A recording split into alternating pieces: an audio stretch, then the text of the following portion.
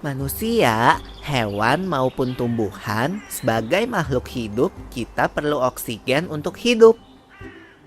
Waktu bernafas, kita mempunyai organ-organ yang bekerja sama dan membentuk sistem organ yang bekerja mengatur oksigen yang ada di lingkungan hidup sampai pada setiap sel yang kita butuhkan. Oksigen ini tidak tersedia di dalam tubuh makhluk hidup. Kita mendapatkan oksigen dari lingkungan sekitar kita.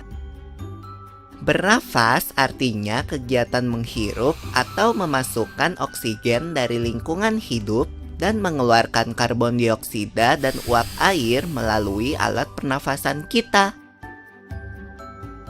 Kali ini kita akan mempelajari lebih lanjut tentang organ-organ pernafasan manusia.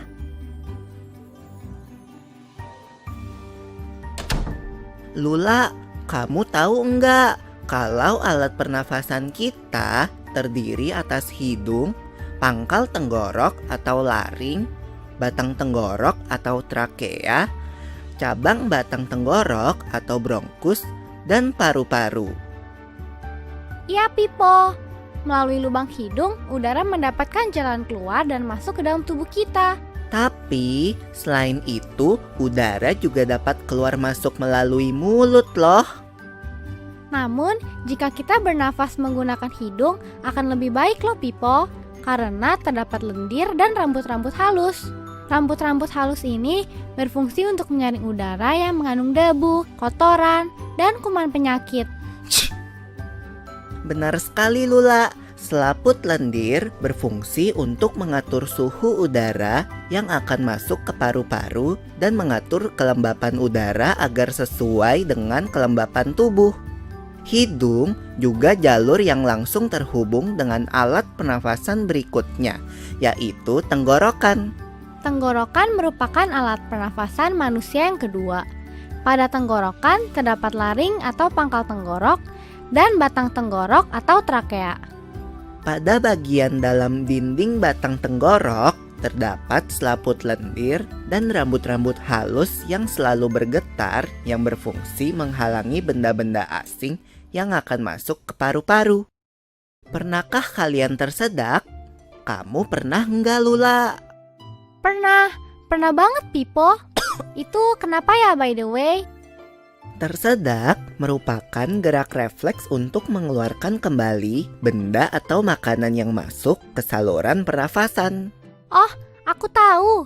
Gerak refleks adalah gerak cepat dan otomatis yang menanggapi rangsangan dari luar organ kan? Iya, Lula. Kemudian pangkal tenggorok yang disebut juga laring menghubungkan hidung dengan batang tenggorok atau yang biasa disebut trakea. Pada ujung trakea terdapat bronkus, yaitu percabangan yang menghubungkan trakea dengan paru-paru kiri dan kanan. Paru-paru terletaknya di dalam rongga dada kan, Pipo? Jika kita menghirup udara, maka udara masuk ke paru-paru. Lalu kemana lagi ya? Melalui bronkus menuju cabang dari bronkus yang disebut bronkiolus dan berujung pada gelembung paru-paru yang juga disebut dengan alveolus. Pada alveolus ini kan yang terdapat pembuluh darah, di mana terjadi pertukaran gas oksigen dengan karbon dioksida.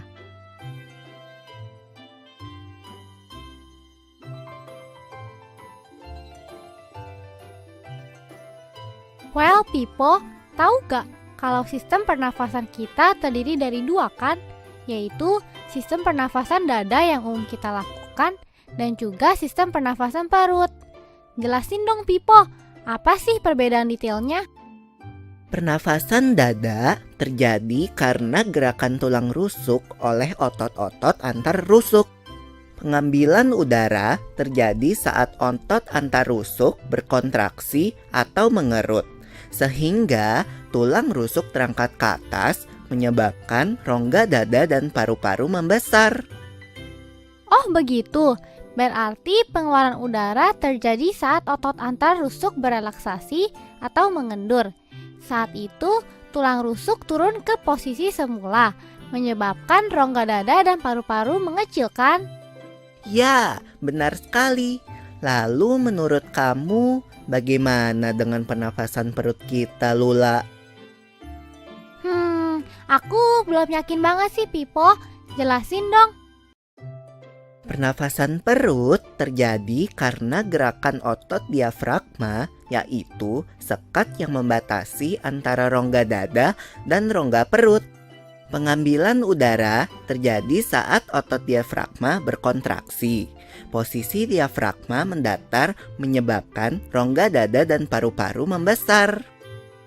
Berarti pengeluaran udara terjadi saat otot diafragma berelaksasi. Posisi diafragma melengkung ke atas, lalu menyebabkan rongga dada dan paru-paru mengecil. You're right, Lula. Lalu, gimana kalau kita sesak nafas karena banyak asap? Itu akan kita bahas lagi dalam video selanjutnya.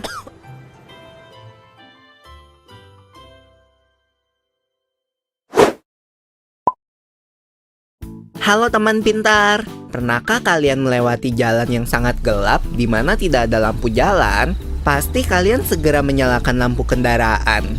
Begitu nyala, pemandangan di sekitar kalian jadi terang dan jelas. Terang ini adalah cahaya.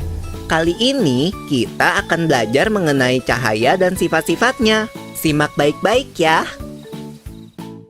Coba deh perhatiin. Waktu aku nyalain senter ini, kita bisa lihat cahayanya. Iya, itu karena cahaya adalah suatu bentuk energi yang dapat kita lihat dengan mata telanjang. Nah, cahaya ini selalu memiliki sumber, yaitu benda yang dapat memancarkan cahaya. Misalnya, matahari, lampu, dan api. Tahu nggak teman-teman, beberapa hewan bisa menghasilkan cahaya sendiri loh, seperti kunang-kunang dan ikan lentera. Kita dapat melihat benda karena benda itu memantulkan cahaya seperti cahaya matahari, lampu, atau sumber cahaya yang lain. Cahaya pantul itu masuk ke dalam mata. Oleh karena itu, jika dalam keadaan gelap gulita, kita tidak bisa melihat benda. Kalau mata normal, saat cahaya datang, bayangan jatuh tepat di retina, sehingga dapat melihat dengan jelas. Namun, penderita cacat mata berbeda loh. Karena saat cahaya datang, bayangan tidak jatuh tepat di retina, sehingga diperlukan alat bantu sesuai dengan cacat matanya. Ya, ada beberapa macam penderita cacat mata. Rabun jauh atau miopi adalah ketidakmampuan mata untuk melihat benda yang jauh. Kenapa bisa begitu? Karena bayangan dari benda yang jauh jatuh di depan retina. Agar bayangan benda dapat jatuh tepat di retina, maka penderita menggunakan kacamata berlensa cekung atau minus. Kalau rabun dekat atau hipermetropi adalah ketidakmampuan mata untuk melihat benda yang dekat. Bayangan benda yang dekat jatuh di belakang retina, sehingga perlu menggunakan kacamata lensa cembung atau plus. Kalau kakek aku, gak bisa dua-duanya loh. Gak bisa lihat benda dekat maupun jauh. Iya, itu namanya presbiopi atau cacat mata tua. Biasanya memang diderita oleh orang berusia lanjut.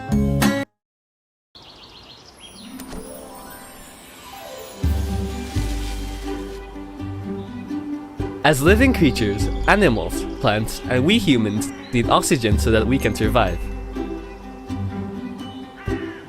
When we breathe, we have organs that work together and form an organ system that helps regulate oxygen in the environment and allows them to arrive at every cell we need.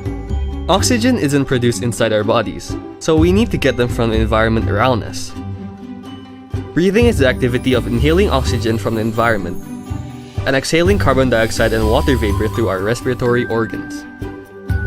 Now, we're going to study even more about the human respiratory organs. Lula, did you know that our respiratory organs consist of the nose, larynx, trachea, bronchi, and also lungs? Yes, people. The air gets in and out of our bodies through the nostrils. Air can also get in and out through our mouths. But it's much better if we breathe using our nose, because mucus and fine hairs are present inside. These fine hairs function to filter the air that contains dust, dirt, and germs. That's right, Lula. Mucous membranes function to regulate the temperature of the air that enters the lungs and regulate the humidity of the air so that it will match the body's humidity. The nose is also a pathway that's directly connected with the next respiratory organ, the throat. The throat is the second human respiratory organ. In it lies the larynx and the trachea. In the inner walls of the trachea are mucous membranes and fine hairs that will always vibrate and function to stop foreign objects from entering the lungs. Have you guys ever choked on something? Have you, Lula? Yes, I have, people. Why does that happen anyways?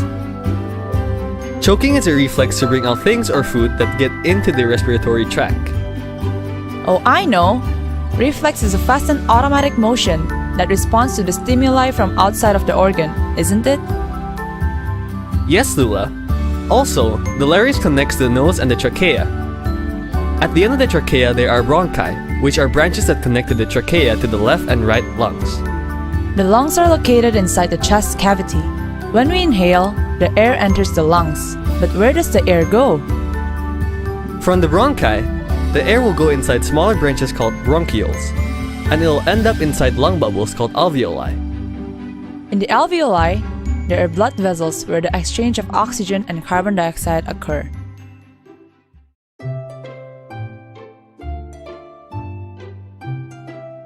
Well, people, did you know that our respiratory system actually consists of two systems? Which are the chest respiratory system that we commonly use, and also the abdominal respiratory system?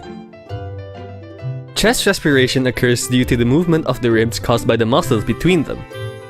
Inhalation occurs when the muscles between the ribs contract, so that the ribs are lifted up and causes the chest cavity and lungs to enlarge. Oh, that means exhalation occurs when the muscles between the ribs relax. And at that very moment, the ribs drop to their original position, causing the chest cavity and the lungs to shrink, right? Yeah, that's right. What about our abdominal respiration, Lula? I'm not sure about that, people. Can you please explain it to me? Abdominal respiration occurs because of the movement of the diaphragm muscle, which is a bulkhead that divides the chest cavity and abdominal cavity. Inhalation occurs when the diaphragm muscles contract, where the position of the diaphragm is horizontal and causes the chest cavity and lungs to enlarge. That means exhalation occurs when the diaphragm muscles relax, and the diaphragm curves upward, causing the chest cavity and lungs to shrink. Yes, Lula. Then what happens when we're out of breath due to smoke inhalation? Hi friends! In our previous video, we learned that around us, there are many animals that have special characteristics. That's right. Every animal and plant has a way to adapt to its environment so that they can survive and continue to reproduce. Animals aren't the only ones that have special characteristics though. Plants too have their own unique characteristics, like lotus plants which have air cavities in their stems. Lotuses have roots that grow from the bottom of the water, and the leaf stems are usually spread out, causing the leaves to appear as if it's floating on the water. But the flower stems grow upright, so that its flower emerge from the surface of the water. If we cut across the lotus stems or root, we will see holes or air cavities which carry oxygen to the stem and roots.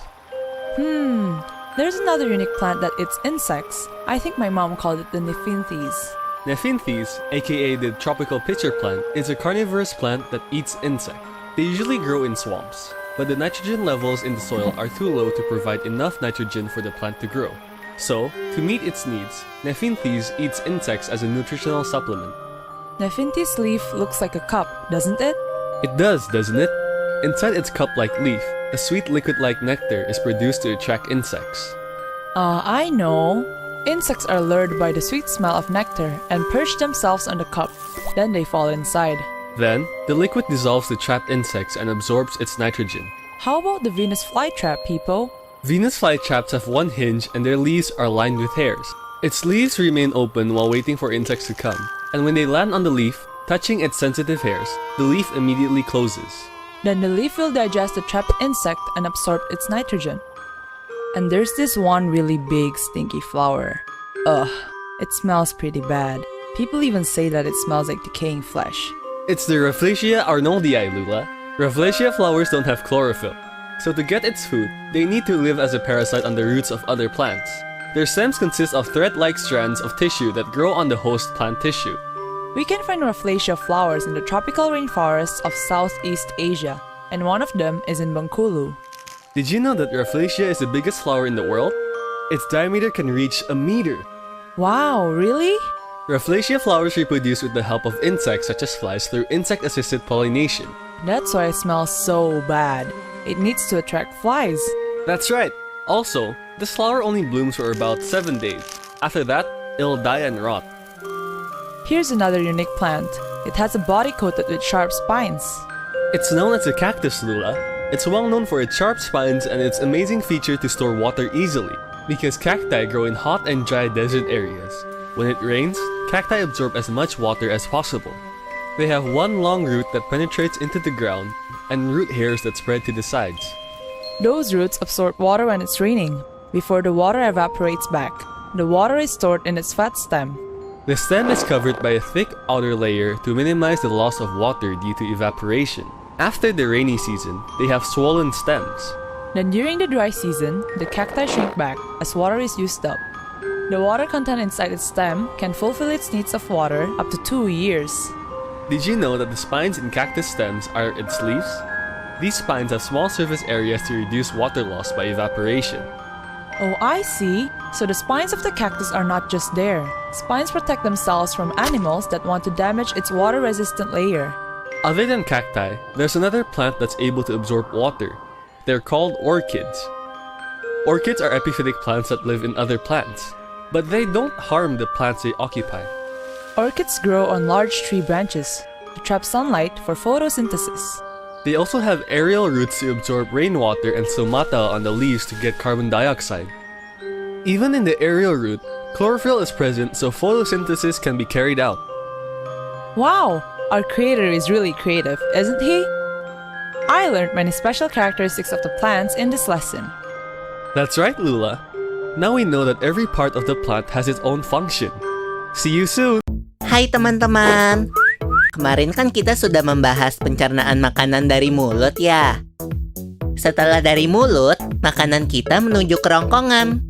Kerongkongan adalah suatu saluran seperti tabung sepanjang 20 cm yang menghubungkan antara rongga mulut dengan lambung. Di dalam kerongkongan terjadi gerakan peristaltik, yaitu gerakan meremas-remas yang dilakukan oleh dinding kerongkongan untuk membuat makanan terdorong masuk ke dalam lambung. Berarti tujuan selanjutnya ke lambung ya, Pipo? Betul, Bol. Lambung adalah bagian dari organ pencernaan manusia yang paling elastis. Lambung berbentuk seperti kantong dan terletak di dalam rongga perut sebelah kiri atas. Di dalam lambung, makanan mengalami pencernaan secara mekanis dan kimiawi. Pencernaan mekanis dilakukan oleh dinding atau otot lambung yang meremas dan mengaduk makanan. Pencernaan kimiawi dilakukan oleh getah lambung yang dihasilkan oleh kelenjar getah lambung. Getah lambung mengandung enzim pepsin, enzim renin, dan asam klorida. Enzim pepsin berfungsi untuk memecah protein menjadi pepton. Enzim renin berfungsi untuk mengendapkan protein susu menjadi kasein. Asam klorida atau HCl berfungsi untuk mengasamkan makanan dan membunuh kuman yang masuk bersama makanan. Nah, habis ini makanan kita pergi ke toilet ya? Hihihi. Ah, kamu ini belum, Bol. Selanjutnya, makanan dicerna di usus halus dulu. Usus halus merupakan usus terpanjang dalam saluran pencernaan karena panjangnya mencapai 6 hingga 7 meter. Di dalam usus halus terdapat cairan khusus yang membantu penyempurnaan pencernaan makanan. Oh iya, usus halus terdiri dari 3 bagian, yaitu usus 12 jari, usus kosong, dan usus penyerapan. Apa aja ya fungsinya? Usus 12 jari atau disebut juga duodenum memiliki panjang kira-kira 25 cm. Usus 12 jari mencerna makanan dengan bantuan getah pankreas dan getah empedu. Getah pankreas dihasilkan oleh kelenjar pankreas. Getah pankreas mengandung enzim-enzim berikut. Enzim amilase berfungsi mengubah zat tepung atau amilum menjadi zat gula atau glukosa. Enzim tripsin berfungsi mengubah pepton menjadi asam amino. enzim lipase berfungsi mengubah lemak menjadi asam lemak dan gliserol. Kalau getah empedu dihasilkan oleh hati dan disimpan dalam kantong empedu. Getah empedu berfungsi untuk mencerna lemak. Selanjutnya, usus kosong atau jejunum terletak di antara usus 12 jari dan usus penyerapan. Usus kosong memiliki panjang sekitar 2,5 meter dan berfungsi untuk mencerna makanan dari usus 12 jari. Terakhir adalah usus penyerapan yang merupakan tempat penyerapan sari-sari makanan. Di seluruh permukaan dindingnya terdapat ujung-ujung pembuluh darah yang menyerap sari-sari makanan. Kemudian, sari makanan diedarkan melalui aliran darah ke seluruh bagian tubuh. Jadi makanan yang kita makan kembali lagi ke dalam tubuh kita ya? Iya, Bol. Habis itu, sisa makanan yang dicerna masih berlanjut ke usus besar. Nah, usus besar berfungsi menyerap cairan, vitamin, dan mineral dari sisa-sisa makanan yang telah diserap oleh usus halus. Pada usus besar, terdapat bakteri yang berguna untuk tubuh bernama E. coli yang berfungsi untuk membantu proses pembusukan sisa makanan. Proses pembusukan sisa makanan akan menghasilkan kotoran atau feses yang kemudian dikeluarkan melalui anus. Oh gitu. Nah, gimana dengan mulus? Itu disebabkan oleh apa ya, Pipo? Organ terakhir yang bernama rektum adalah ujung muara dari usus besar yang berfungsi sebagai tempat penyimpanan feses sementara. Ketika rektum terisi penuh dengan feses, maka saraf akan mengirimkan respon kotak yang menimbulkan rasa ingin buang air besar. Anus adalah lubang di bagian bawah pantat yang berfungsi sebagai tempat keluarnya feses dari tubuh. Jadi begitu ya, seluruh proses pencernaan dalam tubuh kita. Iya, Bol. Seenak-enaknya makanan yang aku makan, ujung-ujungnya untuk dibuang lagi. Tapi ingat, kan ada juga sari makanan yang menyebar menjadi energi untuk tubuh kita. Betul juga ya. Oh ya, Pipo, ngomong-ngomong soal pencernaan, kamu pernah sakit perut gak? Tentu saja, Bol. Kenapa ya perut kita bisa sakit? Nanti. Halo teman-teman, masih ingat kan pembahasan kita pada bab sebelumnya? Itu loh, tentang sistem pencernaan manusia dan hewan. Nah, hari ini Mama bantu kita ya buat membahas tentang sistem peredaran darah pada manusia. Oke, Pipo. Teman-teman, kalian ingat kan kalau proses pencernaan makanan menghasilkan sari makanan? Sari-sari makanan hasil proses pencernaan akan diedarkan ke seluruh bagian tubuh untuk dimanfaatkan. Nah, bagian tubuh yang memiliki tugas untuk mengangkut dan mengedarkan sari makanan adalah darah. Selain itu, darah juga berfungsi mengedarkan oksigen dan karbon dioksida hasil pernafasan. Betul, Pipo. Jadi, darah itu punya dua fungsi buat tubuh kita. Darah berfungsi untuk mengangkut dan mengedarkan sari makanan hasil proses pencernaan ke seluruh tubuh. Selain itu, darah juga berfungsi mengedarkan oksigen dan karbon dioksida hasil pernapasan. Peredaran atau aliran darah di dalam tubuh manusia terjadi melalui organ peredaran darah, yaitu jantung dan pembuluh darah. Jantung adalah organ tubuh yang berfungsi untuk memompa darah ke seluruh tubuh. Jantung manusia terletak di dalam rongga dada agak sebelah kiri. Kamu tahu nggak besar jantung kita? Kalau jantung orang dewasa sih kira-kira seukuran satu kepalan tangan yang beratnya 300 gram. Di dalamnya, jantung memiliki 4 ruang, yaitu serambi kiri, serambi kanan, bilik kiri, dan bilik kanan. Betul nggak, Ma? Betul, Pipo. Sebagai alat pemompa darah, jantung memiliki otot-otot yang kuat. Otot bilik lebih tebal daripada otot serambi, karena otot bilik memompa darah keluar jantung untuk diedarkan ke seluruh tubuh. Oh iya, di antara serambi dan bilik jantung, ada pemisah berupa pintu turun yang disebut katup jantung. Katup jantung yang sehat dapat menutup sangat rapat, sehingga darah dari bilik tidak tercampur dengan darah dari serambi. Katup-katup itu membuka dan menutup seirama dengan denyutan jantung. Kalau nggak salah, pembuluh darah dapat dibedakan menjadi dua berdasarkan arah aliran darah, yaitu pembuluh nadi atau arteri dan pembuluh balik atau vena. Bener banget, Pipo. Pembuluh nadi adalah pembuluh yang mengalirkan darah keluar dari jantung. Pembuluh nadi yang paling besar disebut aorta. Kalau pembuluh balik adalah pembuluh darah yang mengalirkan darah masuk ke dalam jantung. Pembuluh balik yang paling besar ada dua, yaitu pembuluh balik atas dan pembuluh balik bawah. Kamu tahu nggak, Pipo? Darah dalam tubuh manusia selalu beredar dalam pembuluh darah, sehingga disebut peredaran darah tertutup. Berdasarkan panjang dan pendeknya jalur yang ditempuh, peredaran darah manusia dibagi menjadi peredaran darah kecil dan peredaran darah besar. Peredaran darah kecil berlangsung dari jantung ke paru-paru, kemudian kembali ke jantung lagi. Urutan peredaran darah kecil adalah serambi kanan, lalu ke bilik kanan, ke paru-paru, lalu ke serambi kiri.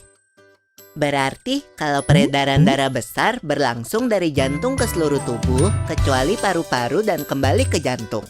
Urutan peredaran darah besar adalah serambi kiri, lalu ke bilik kiri, ke seluruh tubuh, lalu ke serambi kanan. Tapi dalam aktivitasnya, peredaran darah kan bisa terkena gangguan penyakit juga ya. Betul itu. Hai teman-teman, pada pembahasan yang lalu, kita jadi tahu kalau ternyata di sekitar kita ada hewan-hewan yang mempunyai ciri-ciri khusus. Iya, Bol. Setiap hewan maupun tumbuhan punya cara untuk dapat menyesuaikan diri dengan lingkungan hidupnya sehingga mereka dapat bertahan dan terus berkembang biak. Ciri-ciri khusus itu tidak hanya dimiliki oleh hewan loh, Bol. Tumbuhan juga punya, seperti rongga-rongga udara pada batang teratai. Teratai kan tumbuhnya dari dasar air, Pipo. Dan tangkai daun cenderung tumbuh menjalar sehingga helai daun terlihat mengapung. Tapi tangkai bunganya bisa tumbuh tegak sehingga bunga teratai dapat muncul dan menyembul keluar dari permukaan air. Jika batang atau akar teratai dibelah melintang, akan terlihat lubang atau rongga udara yang berfungsi membawa oksigen ke batang dan akar. Ada juga tuh tumbuhan yang unik, bisa makan serangga loh. Kalau nggak salah kata ibuku, namanya kantong semar. Kantong semar dan Venus itu sih pemakan serangga, Bol. Tumbuhan kantong semar tumbuh di rawa-rawa. Kandungan nitrogennya sedikit sehingga tidak memenuhi kebutuhan tumbuhan. Untuk memenuhi kebutuhan nitrogen, jadinya bergantung pada serangga sebagai pelengkap nutrisinya. Daunnya kantong semar seperti piala ya, Pipo? Iya ya. Lalu dinding dalam piala mengeluarkan nektar atau cairan manis untuk memikat serangga. Oh, aku tahu. Pantas aja, ternyata serangga bisa terpikat nektar dan hinggap pada dinding piala, lalu jatuh dalam cairan di dalam daun yang melarutkan serangga. Lalu daun akan menyerap nitrogen dari serangga yang kejebak itu. Kalau daun Venus, gimana tuh, Pipo? Daun Venus itu berengsel satu dan berbulu. Daunnya terbuka selama menunggu serangga datang. Saat serangga menyentuh bulu-bulu peka pada daun, maka kedua daun akan menutup dengan cepat. Lalu, si daun akan mencernakan serangga dan menyerap nitrogennya. Ada satu nih, bunga besar tapi berbau busuk. Gak kebayang deh baunya. Katanya bau bangkai gitu. Itu bunga Rafflesia, Bol. Rafflesia tidak berklorofil. Untuk mendapatkan makanannya, Rafflesia perlu hidup sebagai parasit pada akar tumbuhan. Batang Rafflesia terdiri dari jaringan benang halus yang tumbuh di jaringan tumbuhan inangnya. Hidupnya menjalar di hutan hujan tropis loh, Pipo. Dan adanya di daerah Asia Tenggara. Salah satunya ada di Bengkulu. Rafflesia adalah bunga terbesar di dunia, Bol. Garis tengahnya aja sekitar 1 meter. What? Rafflesia berkembang biak melalui penyerbukan yang dibantu serangga seperti lalat. Makanya berbau busuk ya, supaya lalatnya pada datang. Bunga ini hanya mekar selama kurang lebih 7 hari aja loh. Setelah itu akan mati dan membusuk. Kalau tadi tumbuhan yang bau banget, sekarang ada tumbuhan yang tajam nih. Itu namanya kaktus. Selain duri yang dimiliki, kaktus sangat jago dalam menyimpan air. Karena kaktus tumbuh di daerah padang pasir yang panas dan kering. Ketika hujan turun, kaktus menyerap air sebanyak mungkin. Kaktus memiliki satu akar yang panjang menembus ke dalam tanah dan rambut akar yang menyebar ke samping. Itu sebabnya akar kaktus mengisap air pada waktu hujan sebelum air menguap. Air tersebut disimpan dalam batangnya yang gemuk. Batang kaktus dilindungi oleh kulit yang tebal untuk mengurangi kehilangan air karena penguapan. Setelah hujan, batang kaktus membengkak. Lalu pada musim kering, kaktus mengerut kembali ketika airnya telah terpakai. Kandungan air dalam batang kaktus dapat mencukupi kebutuhan kaktus selama 2 tahun musim kering loh. Daun kaktus adalah duri-duri pada batang kaktus loh, Bol. Duri ini mempunyai permukaan kecil sehingga mengurangi kehilangan air karena penguapan. Jadi, duri pada kaktus tidak sekedar ada begitu saja ya Pipo. Duri juga bisa melindungi kaktus dari hewan yang ingin merusak lapisan tahan airnya. Selain kaktus, ada tanaman lain nih yang bisa menyerap air, yaitu anggrek. Anggrek merupakan jenis tumbuhan epifit yang hidup menumpang pada tumbuhan lain, namun tidak merugikan tumbuhan yang ditumpanginya. Anggrek menumpang pada cabang pohon besar sehingga mendapatkan sinar matahari untuk proses fotosintesis. Anggrek juga punya akar gantung yang digunakan untuk menyerap air hujan dan stomata pada daun untuk mendapatkan karbon dioksida. Pada bagian akar gantung ini pun terkadang terdapat klorofil sehingga fotosintesis mungkin terjadi pada bagian ini. Wah Pipo, pencipta kita tuh kreatif banget ya. Di pelajaran kali ini, aku jadi lebih tahu lagi tentang ciri-ciri khusus pada tumbuhan.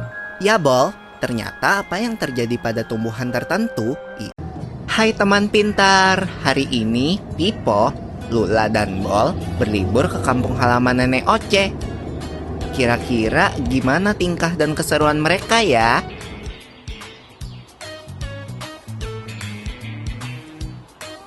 Wah, lihat, ada kucing. Ini kucing peliharaan nenek ya? Iya, Bol. Namanya Moka. Lucu banget namanya.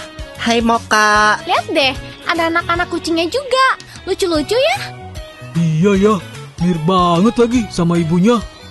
Iya, Bol. Namanya juga anaknya. Tapi jangan salah loh. Ada hewan yang induk dan anaknya sangat berbeda bentuk tubuhnya. Contohnya, katak. Aku tahu. Itu yang namanya metamorfosis kan? Iya, bener banget, Bol. Metamorfosis adalah daur hidup hewan yang mengalami perubahan bentuk. Jenis hewan yang umumnya mengalami fase metamorfosis ini adalah golongan amfibia dan serangga. Namun, tidak semua hewan mengalami fase metamorfosis. Sebagian besar hewan seperti golongan mamalia, unggas, reptilia, dan ikan tidak mengalami perubahan bentuk selama fase pertumbuhannya, atau disebut dengan ametamorfosis. Tapi, mengalami metamorfosis atau enggak, setiap makhluk hidup akan mengalami fase pertumbuhan dari lahir. Lalu, bertumbuh dewasa dan kembali menghasilkan keturunan. Fase pertumbuhan berulang-ulang yang dilalui makhluk hidup dinamakan daur hidup. Lula, Pipo, Bol, kalian lagi ngapain? Ayo sini. Wah, iya. Oke, Nek.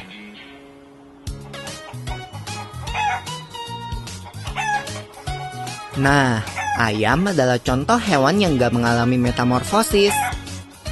Ayam berkembang biak dengan cara bertelur. Induk ayam mengerami telurnya kira-kira 21 hari sebelum menetas menjadi anak ayam. Loh, tapi kok kelihatannya beda ya anak ayam sama ibu ayam?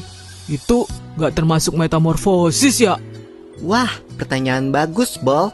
Walau anak ayam menetas dengan bulu-bulu yang halus, seiring pertumbuhannya, bulu-bulu halus itu menjadi bulu-bulu seperti induknya. Perubahan bulu ini tidak termasuk dalam fase metamorfosis, karena bentuk anak ayam sudah sama seperti induknya saat menetas. Daur hidup ayam akan berlanjut setelah dewasa. Wah, asik makan! Nyam, nyam, nyam, nyam, nyam. Bol, kalau soal makanan paling cepat ya. Makasih ya, Nek, udah dimasakin. Sama-sama, Pipo. Ayo dimakan selagi hangat. Selamat makan! Wah, ada kupu-kupu di topimu, Bol. Hah? Mana? Mana? Ya, dia terbang. Kupu-kupu itu hewan yang mengalami metamorfosis kan ya? Iya, bener banget, Bol. Ngomong-ngomong tentang metamorfosis, kalian tahu nggak kalau ada 2 jenis metamorfosis, yaitu metamorfosis sempurna dan metamorfosis tidak sempurna.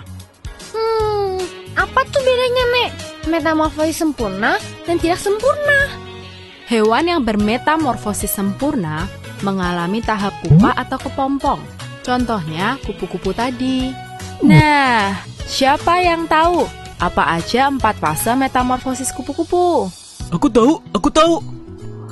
Telur, ulat, kepompong, kupu-kupu. Betul, telur menetas menjadi larva atau ulat. Ulat memakan dedaunan sampai tubuhnya menjadi besar. Setelah beberapa waktu, ulat akan menjadi kepompong atau pupa yang menggantung di tumbuhan. Nah, selama masa diam ini loh, Bol, tubuh ulat berubah menjadi kupu-kupu. Kemudian, kupu-kupu akan keluar dari kepompong dan memulai daur hidup kembali. Kalau hewan yang bermetamorfosis tidak sempurna, berarti hewan itu tidak mengalami fase kepompong ya, Nek? Iya, Pipo. Contoh hewan yang bermetamorfosis tidak sempurna adalah kecoa dan belalang. Aku ingat. Satu hewan lagi yang mengalami metamorfosis, katak. Oh iya, Daur hidup katak dimulai dari telur yang berada di air. Telur menetas menjadi kecebong atau berudu. Kecebong hidup dan tumbuh di dalam air serta bernafas menggunakan insang. Kemudian akan tumbuh sepasang kaki belakang yang disusul dengan kaki depan sehingga menyerupai katak dengan ekor. Ekor katak akan semakin mengerut dan menjadi katak dewasa yang bernafas dengan paru-paru dan kulit. wow, ternyata banyak ya hewan di sekitar kita yang mengalami metamorfosis. Keren banget. Iya. Loh, kok ayam kita udah tinggal dikit? Hehehe. Maaf ya teman-teman, habisnya aku lapar. Hahaha. Nggak apa-apa, Bol. Ayo, semua makan yang banyak. Nanti nenek masakin lagi buat kalian. Yeay, asik. Asik. Kalau gitu, aku makan lagi ya ayamnya. Nyum nyum nyum nyum. Enak. Gimana kalau kita sesak napas karena banyak asap? Atau pernah nggak sih hidung kamu mampet karena pilek? Oh iya tuh, sesak nafas dan pilek adalah contoh dari jenis penyakit yang dapat menyerang sistem pernafasan kita, yang disebut juga penyakit pernafasan.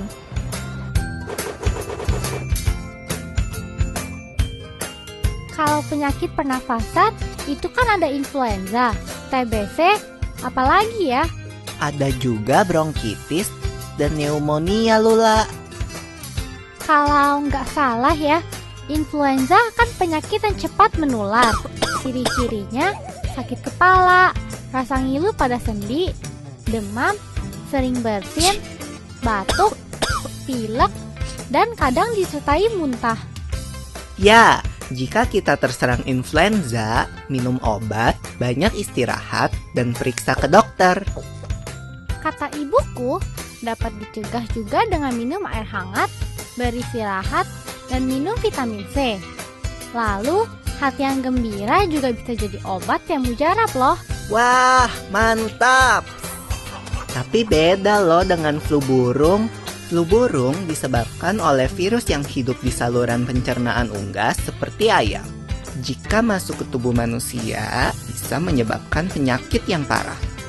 Iya, virus ini menular ke kita kalau bersentuhan langsung dengan unggas yang terinfeksi, atau kita menghirup udara yang berasal dari kotoran unggas yang mengering dan terbawa angin. Bronkitis merupakan peradangan pada bronkus yang bermula di dada atau mengikuti flu yang menyebar di dada. Awalnya timbul rasa sakit di dada disertai batuk dan kadang suhu tubuh tinggi. Pasti kalau perokok lebih mudah terkena bronkitis. Iya, Lula. Nah, kalau pneumonia adalah radang paru-paru akut yang menyerang tiba-tiba dan cepat menjadi parah. Penyakit ini terjadi setelah penderita terkena campak, influenza, dan bronkitis. Lalu, bagaimana dengan TBC? Kamu tahu nggak, Lula? TBC atau tuberkulosis itu penyakit menular kan? Jadi penderitanya harus dikarantina. Kita nggak boleh dekat-dekat, apalagi anak kecil. Bernafas adalah kebutuhan utama setiap makhluk hidup. Jadi, kita harus menjaga kesehatan alat pernafasan kita. Ya, seperti mengurangi pencemaran udara di lingkungan sekitar, tidak merokok dan tidak sering berada di lingkungan perokok. Jangan lupa pakai sapu tangan atau tisu untuk menutupi hidung dan mulut saat bersin atau batuk. Lalu, tingkatkan daya tahan tubuh kita dengan makan makanan bergizi, istirahat, dan berolahraga teratur. Oh, aku rasa aku mengerti sekarang. Kalau pernafasan hewan, gimana, people? Nah, itu akan kita bahas di Kalian suka menonton televisi? Jika kalian suka menonton televisi, apakah kalian pernah berpikir bagaimana televisi teh bisa nyala dan menghasilkan bunyi? Televisi bisa menyala berkat adanya listrik kan ya, Ma? Apa sih listrik itu? Apa saja yang menghasilkan listrik? Nah, pada bab ini teh, kita akan belajar bersama tentang listrik, Mini. Jadi, simak baik-baik ya. Energi listrik teh pada dasarnya merupakan salah satu bentuk energi yang dapat dimanfaatkan sebagai sumber daya energi-energi lainnya.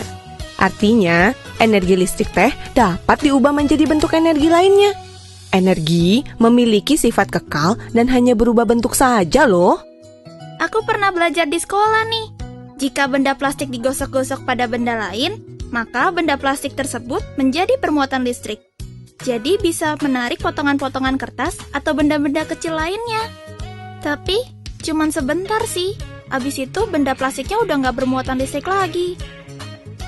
Bener, Mini.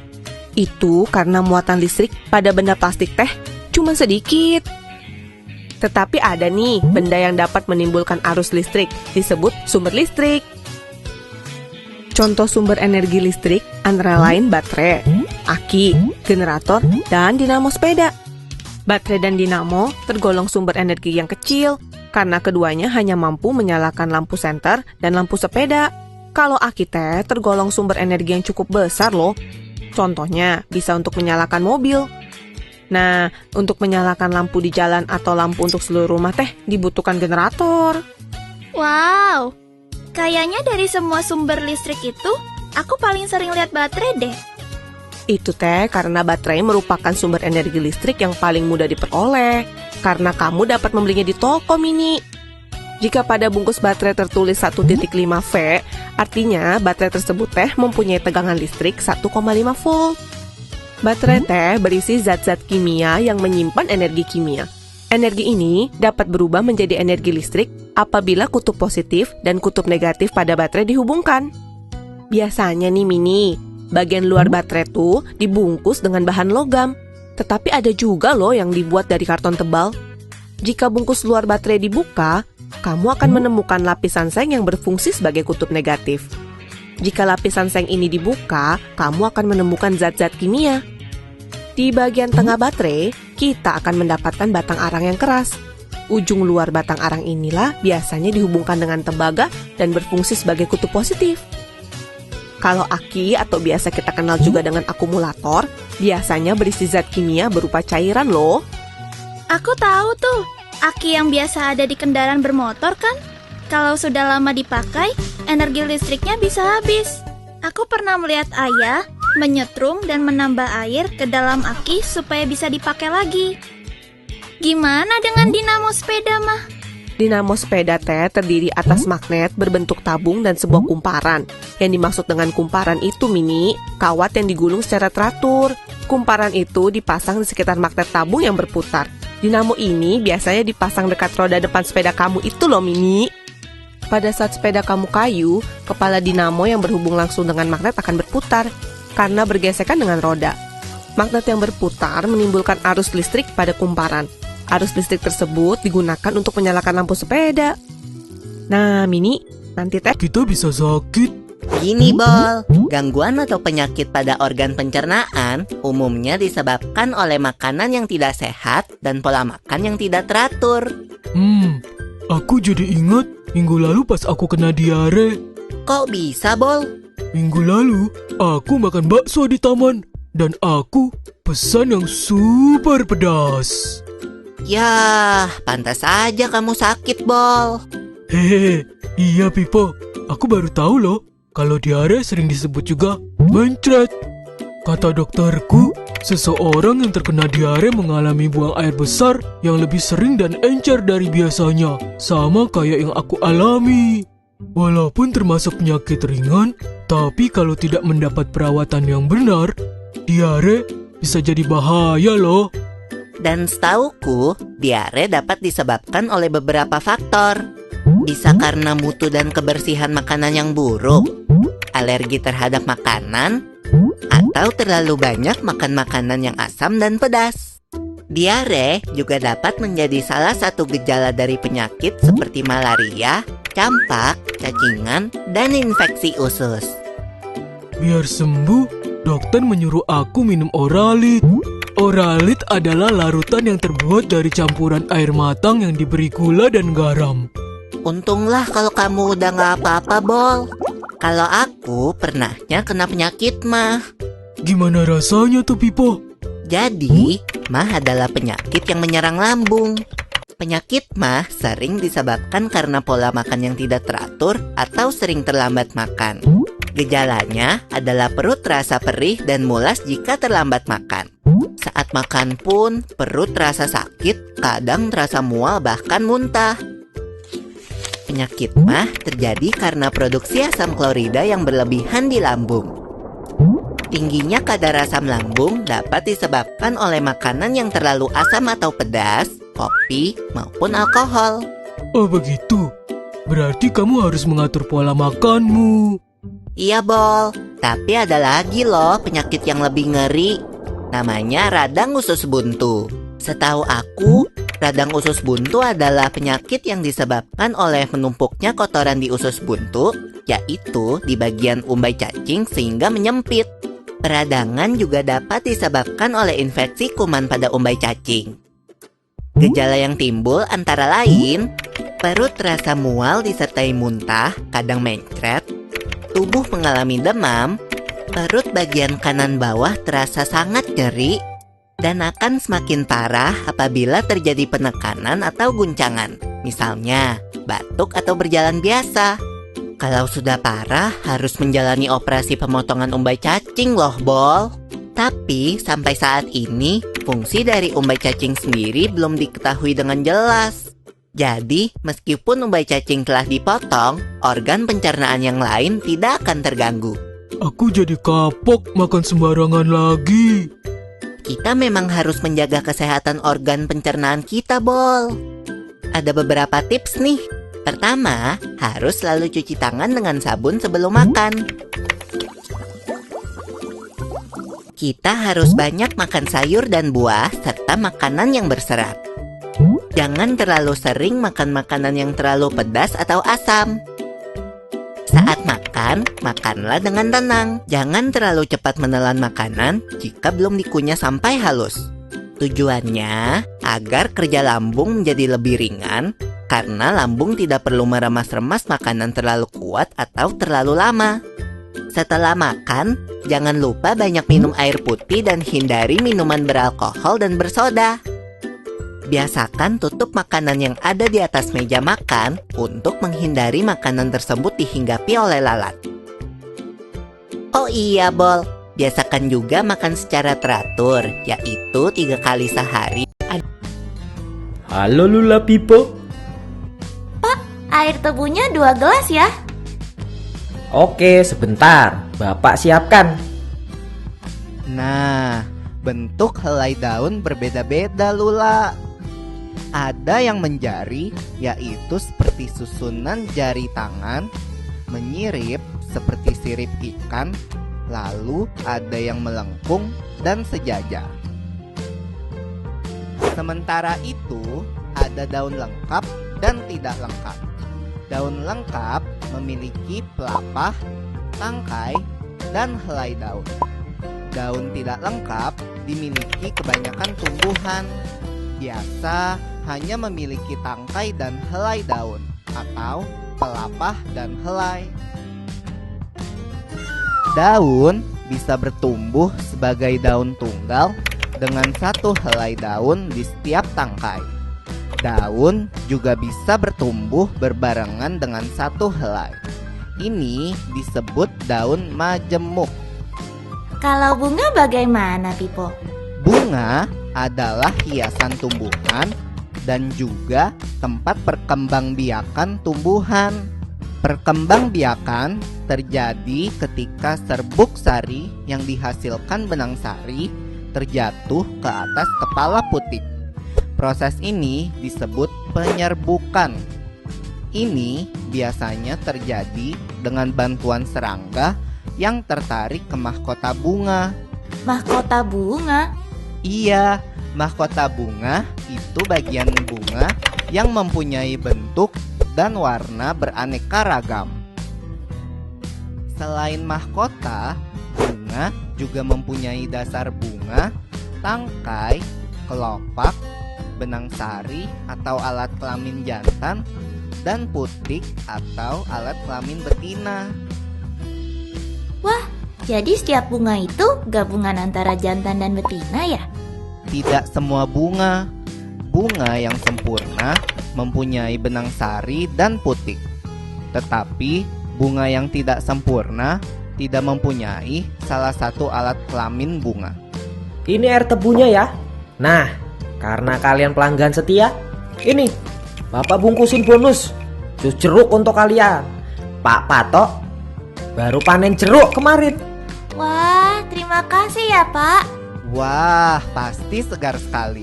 Ini ya, Pak, uang untuk 2 gelas tebu. Terima kasih, Pak Patok. Lula, jadinya kamu yang bayarkan aku. Iya, seperti Pak Patok sudah berbagi, aku juga mau berbagi dengan kamu. Lagian, kamu sudah berbagi pengetahuan yang penting dengan aku, Pipo. Pengetahuan penting tentang tumbuh-tumbuhan. Wah, terima kasih banyak ya, Lula. Ayo kita pulang.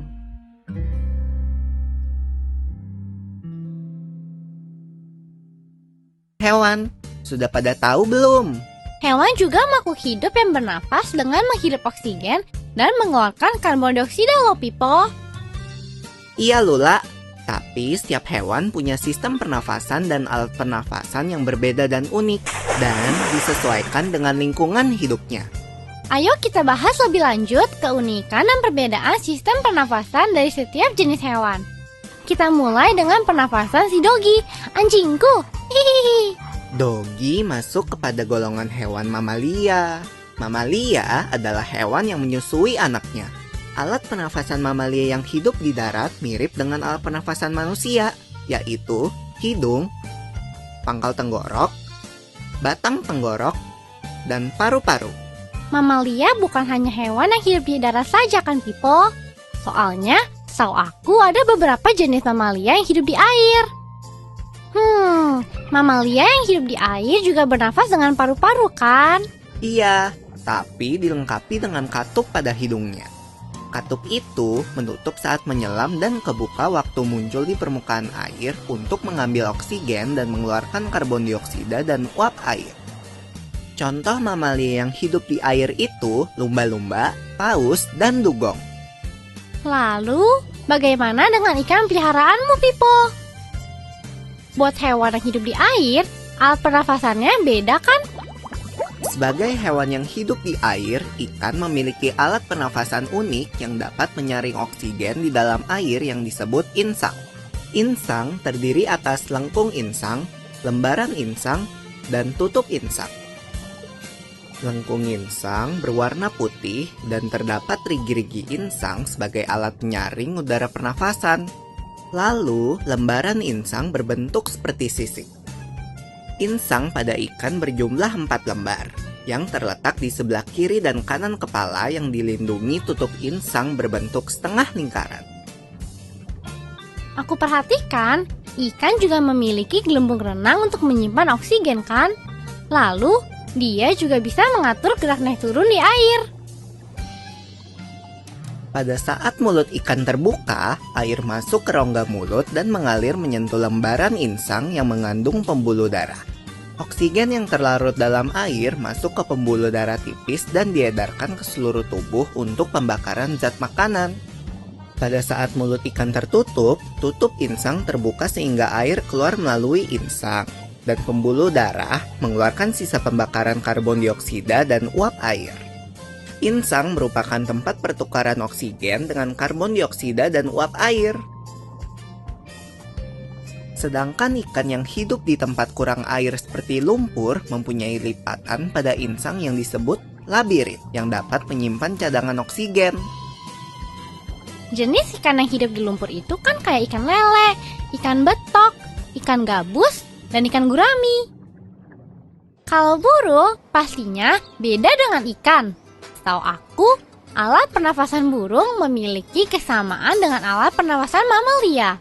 Hanya saja, burung memiliki suatu alat pernafasan unik yang membantunya saat terbang. Alat pernafasan burung terdiri atas hidung, batang tenggorok, paru-paru, dan pundi-pundi udara atau kantong udara. Pundi-pundi udara merupakan kantong kenyal dan tipis untuk menyimpan udara yang digunakan saat terbang. Selain itu, alat pernafasan istimewa ini juga berfungsi untuk memperkeras suara saat berkicau, meringankan tubuh saat terbang, menyelubungi alat dalam tubuh untuk mencegah kedinginan, dan menjaga kestabilan suhu badan. Pernafasan pada burung ada 2 cara kan, Pipo? Yaitu pada saat sedang terbang dan pada saat tidak terbang. Pada saat burung nggak terbang atau istirahat, udara dihirup melalui hidung dan masuk ke paru-paru. Sehingga paru-paru mengembang dan terjadi pertukaran antara oksigen dan karbon dioksida. Lalu, paru-paru kembali mengempis dan mengeluarkan karbon dioksida melalui hidung. Betul sekali. Pada saat terbang, burung menyimpan udara di pundi-pundi udara yang berjumlah 5 pasang dan terletak pada pangkal leher, dada depan, dada belakang, perut, dan tulang lengan atas. Udara masuk melalui hidung dan menuju pundi-pundi udara saat burung tidak mengepakkan sayapnya. Dan udara keluar menuju paru-paru saat burung menurunkan sayapnya dan mengempiskan pundi-pundi udara. Wow! Kemudian, saat sayap terangkat, pundi-pundi udara akan mengembang kembali dan membawa karbon dioksida dari paru-paru. Dengan demikian, udara yang di pundi-pundi udara bertukar antara oksigen dan karbon dioksida. Keren! Nah, beda lagi dengan reptil. Hewan melata yang disebut reptil ini bernafasnya dengan paru-paru. Alat pernafasannya sama dengan alat pernafasan mamalia. Reptil ada yang hidup di darat dan air loh, Pipo. Reptil yang hidup di air memiliki lubang hidung yang dapat ditutup sewaktu menyelam. Seperti pada mamalia yang hidup di air, reptil yang hidup di air akan mempunyai kapasitas paru-paru yang besar dan dapat menahan nafas di bawah air untuk waktu yang lama saat sedang menyelam dan berenang. Berikutnya adalah amfibi. Amfibi adalah hewan yang dapat hidup di darat dan di air. Contohnya, katak. Katak mengalami metamorfosis loh, Pipo. Yaitu perubahan bentuk dari telur, berudu atau kecebong, sampai katak dewasa. Setelah menetas, berudu hidup di air dengan 3 pasang insang luar yang terletak di bagian belakang kepala. Insang luar ini berupa lembaran-lembaran kulit luar yang halus dan mengandung pembuluh darah kapiler. Setelah berusia 9 hari, berudu mulai bernafas dengan insang dalam yang lama-kelamaan mulai menyusut. Kemudian, paru-paru mulai berfungsi saat katak dewasa. Selain dengan paru-paru, katak dewasa dapat pula bernafas dengan kulit. Setelah amfibi, selanjutnya kita akan melihat alat pernafasan pada serangga nih, Pipo. Alat pernafasan serangga terdiri atas spirakel atau stigma dan trakea atau corong nafas. Spirakel merupakan lubang di sepanjang sisi tubuh serangga sebagai tempat keluar masuknya udara ke dalam tubuh atau untuk lubang pernafasan. Trakea itu kan pembuluh-pembuluh darah yang bercabang-cabang yang memenuhi seluruh bagian tubuh serangga, Pipo. Ya Lola, sedangkan pembuluh yang paling halus disebut trakeol. Peredaran udara ke seluruh tubuh dilakukan dengan bantuan otot yang bergerak memompa aktif disebut sistem trakea. Jenis binatang yang terakhir nih, lembek-lembek, bergerak, panjang, sering basah. Apakah itu? Cacing! Benar, cacing menyukai tempat lembab dan bernafas melalui permukaan kulit. Kulit cacing terjaga kelembapannya, sehingga selalu basah dan berlendir yang memudahkan penyerapan oksigen dari udara. Melalui pembuluh darah di permukaan kulit yang tipis, oksigen diikat oleh darah dan diedarkan ke seluruh tubuh. Zat sisa pembakaran yang berupa karbon dioksida dan uap air dikeluarkan dari tubuh melalui permukaan kulit. Darah cacing mampu mengikat oksigen karena mengandung hemoglobin. Nah, ayo kita ulangi bersama-sama apa yang tadi kita sudah pelajari. Jadi nih ya, mamalia atau hewan yang menyusui anaknya bernafas dengan paru-paru.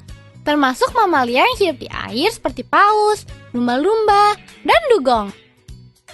Mamalia air dilengkapi dengan hidung yang memiliki katup yang menutup saat mereka sedang menyelam di bawah air. Sedangkan ikan bernafasnya dengan insang. Kalau burung, alat pernafasannya terdiri atas hidung, batang tenggorok, paru-paru, dan satu alat pernafasan istimewa yang membantu burung saat terbang yang disebut dengan pundi-pundi udara. Lalu, hewan melata atau reptil bernafas dengan paru-paru. Pada saat masih berudu, katak akan bernafas dengan insang dan bernafas dengan paru-paru dan kulit saat telah menjadi dewasa. Serangga memiliki spirakel dan trakea sebagai alat pernafasan. Dan yang terakhir, sang cacing yang bernafas melalui permukaan kulit. Wah, unik-unik ya pernafasan hewan. Jumpa lagi di pembahasan menarik lainnya ya. Jadi mata kita adalah indera penglihat kan, Nek? Kira-kira ukuran mataku berapa sentimeter ya, Nek? Mata kita berdiameter 2 cm dan terletak dalam rongga tengkorak. Kalau alis, kelopak mata, dan bulu mata itu fungsinya buat apa sih, Nek?